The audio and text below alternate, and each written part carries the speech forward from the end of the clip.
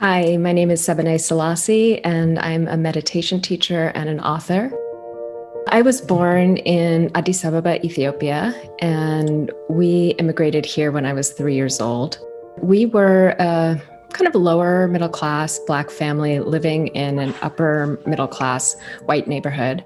So I started experiencing kind of challenges with belonging, really. I teach and write about belonging because for so long I felt like I didn't belong. That led me on the path of meditation and eventually mindfulness. We're not separate. And all the great wisdom traditions talk about that. They talk about non-separation or interconnection or love for your fellow beings. It's different language, but it's all pointing to the truth. And so what I like to say is, although we are not separate, we're also not the same. And we have to reckon with the fact that we each have our own personal histories, but we also have familial and ancestral histories, and we are part of political and social trajectories. That exploration of that paradox, we are not separate, we are not the same, is the fundamental way that we can actually achieve a sense of belonging, not only to ourselves, but also to each other. This pandemic really showed us the truth of our interconnection. There's no part of the globe that hasn't been impacted by this. And it's probably the first time, at least in recorded history, that we've had this kind of experience. As a meditation teacher, I was extremely busy last year because everybody started meditating.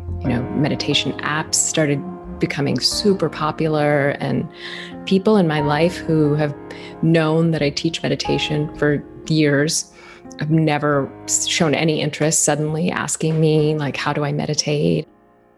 I like to encourage people who are first starting to really begin with starting to have a sense of the body.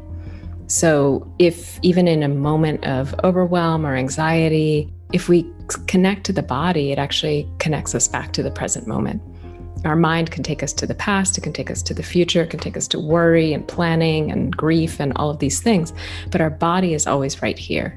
So just feeling your feet on the floor, feeling your seat in a chair, all of these things connect us back to the present moment and to a sense of groundedness and well-being, and it's always available.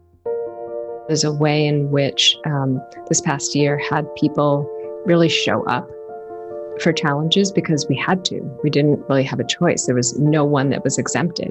To recognize our interconnection and to take care of ourselves and each other through that, and to remember that's possible, I think is really going to be helpful. If we got through this past year, we can get through what's next. You belong. You are not separate. You never were. You never will be.